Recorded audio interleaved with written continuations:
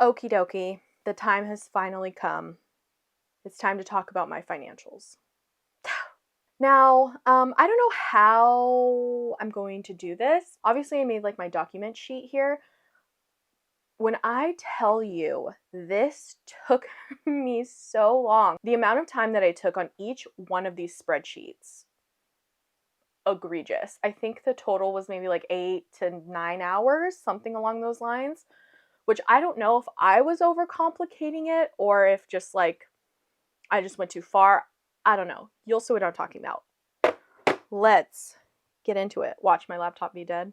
13%. Okay. So just a little pre-warning. This is a little messy, mainly because it's the first like document spreadsheet thing that I've ever really done. It may not look like this forever, but this kind of what we're dealing with now. I just wanted to have one document that I just kind of threw everything that I think I might need into one, kind of house it in one place.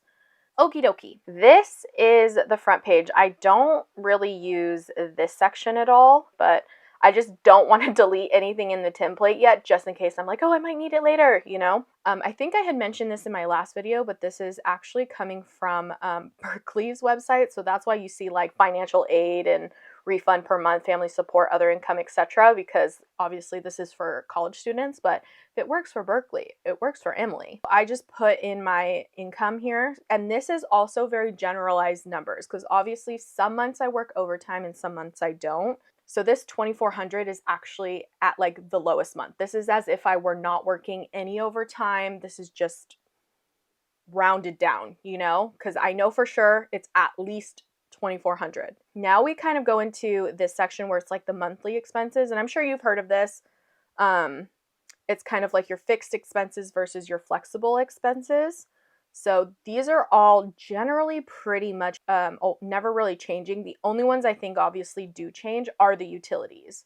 So I wasn't sure if those should technically, because they have utilities under fixed expenses, but my utilities tend to kind of be more flexible because sometimes gas and electricity, depending on which month it is, like fluctuate, right? These are kind of very general numbers. Rent, cell phone, car payment, internet, like those things definitely are pretty stable. They don't fluctuate whatsoever. As you guys know, this movie subscription one is going to be kicked out here soon. I canceled that, but I have to pay one more, so I kept it in here, just to keep it pushing, because this is going to be, assuming I'm going to update this like every month. I just did like on average for pretty much everything. Same with like groceries on average, that's what I spend. Eating out on average, that's roughly what I spend when I do go out. But even this, I think, will end up being lower than I think, because I'm only really going out twice, right? Because I think in my goals for 2024 for my relationships and stuff, I said I wanted to go at least once a month with each of my friend groups, right? But I feel like $70 is like pretty generous, right? But yeah, so like as you can see, some of the biggest ones are basically my rent and my credit card debt. And obviously credit card debt is the one that I am dying to get down. I can't even express to you how badly I don't want to be in debt anymore. Like, it's just like my debt follows me around more than Alex Earl's puke dress. If you know, you know. But the surprising amount is, if you look down here, it says this, how am I doing? I am actually like not overspending. So that's good. And again, this doesn't take into account any overtime that I work, right? Because that's not guaranteed income.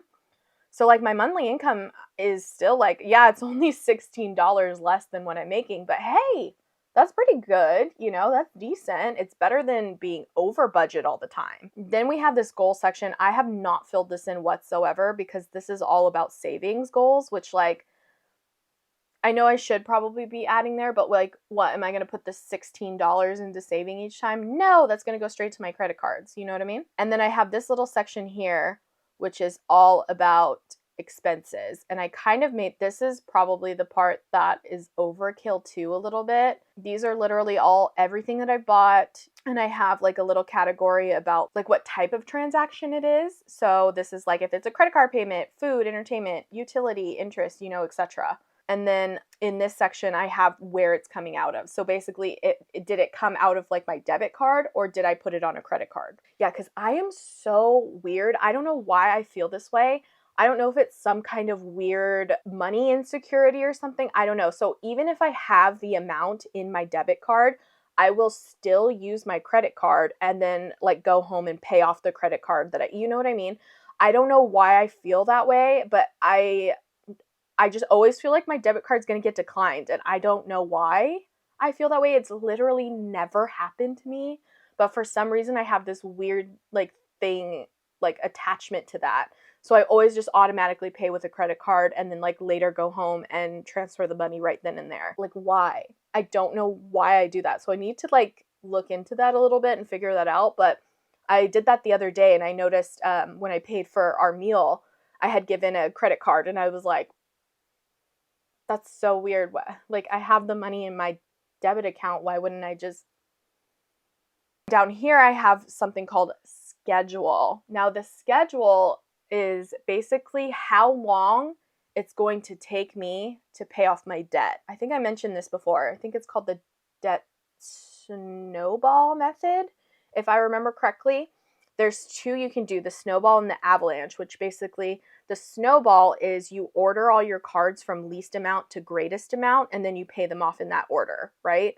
And then the avalanche has to do with like you pay off the biggest interest to smallest interest card. I'm kind of playing with the idea of doing like maybe a little bit of a mixture of the two. The reason why I'm not clicking on this is I'm not sure if I want to show you the amount that I owe on some of them, because there's like kind of crazy. Because like once you put that out there, I feel like, I don't know, I just have like a certain amount of shame around it, which maybe I should be shamed. I probably should be shamed. But yeah, so I think it's okay to show you this part because this doesn't have like actual amounts. It just shows you the minimums. And this is also not taking into account interest. Over here, you can kind of see it like peeping through a little bit over here.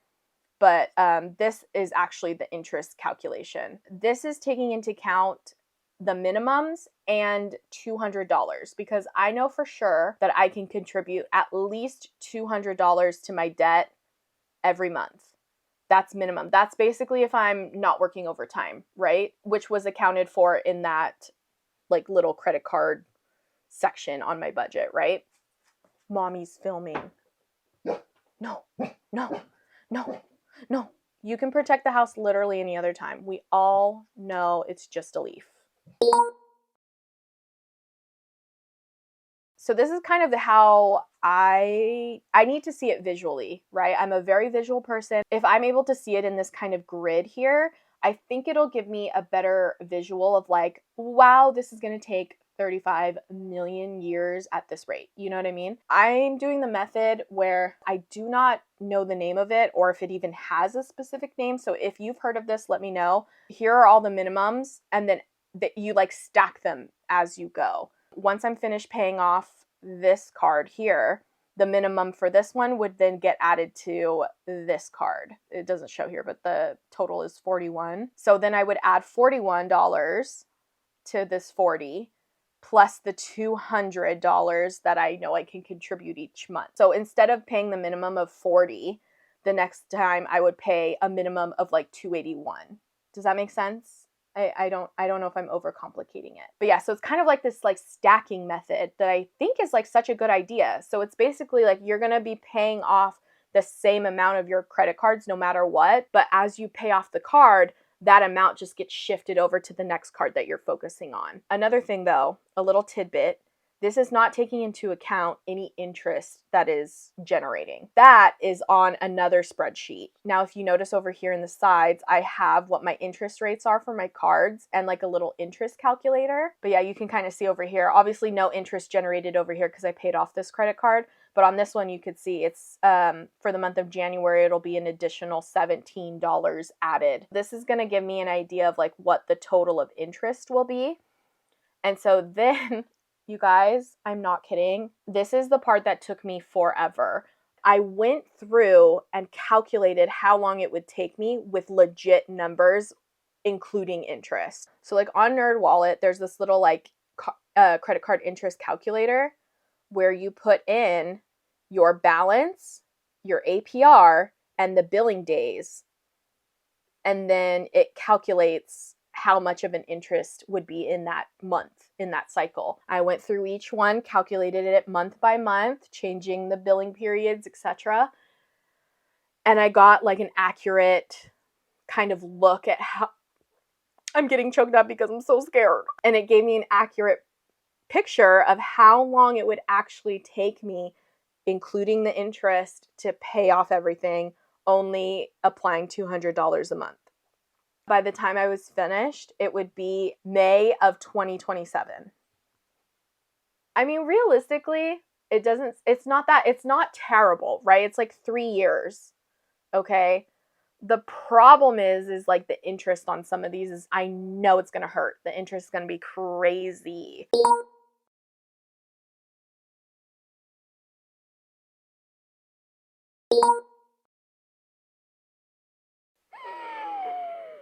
Oh my God. Okay. Guess how much money is going to go to my interest? $11,615.08. Doesn't that just make you want to hurl? That makes me want to throw up. That could go to like a down payment in a house.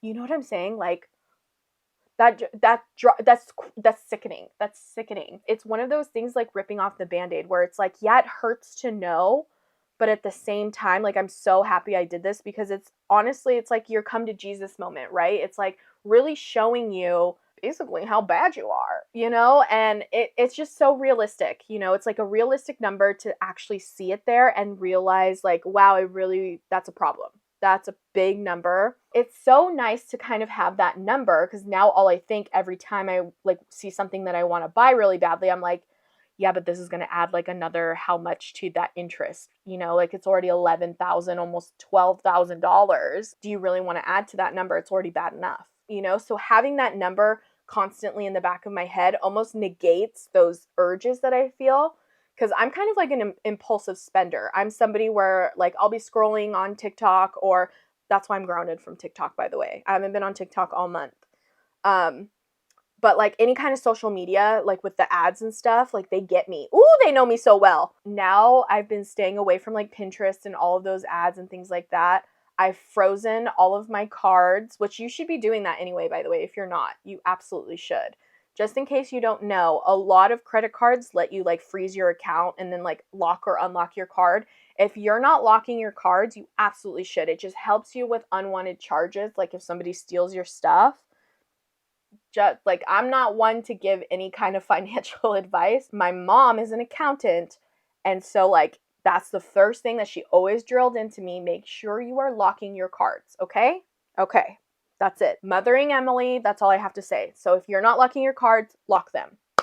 Doing a no buy has been really game changing, and I've been so good, you guys. The only things that I have bought are gifts, and it's just like, because I have always been kind of an impulse spender to where I would see something and just be like, oh, that fits what like I think I want to look like in my life, you know, like that in my dream life, in my dream self, like she would have this in her bedroom.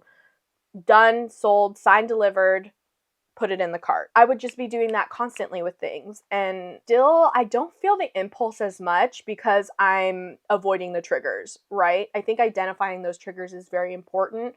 Mine is social media, which I know it's like, is it realistic to just be like avoid social media? Probably not, but that's kind of what I had to do. I kind of had to take drastic measures because 11 grand, you guys. That's kind of my tidbit. That's my little ramble bamble. But yeah, so now going back to my little spreadsheet here, you'll see on the bottom tab, this is actual. So this is going to be like the legitimate, like month by month, I'm going to fill this out. It also is going to help me kind of stay accountable, because I'm basically going to have to constantly be in this page, which is again why I wanted it all in one. The schedule is kind of like what the basic plan is, and then the actual is like, this is reality, this is really what it is, like month per month, this is what I'm putting towards it, right? I think you guys got it. You're smart, you'll know. And then I also have like the interest one over here.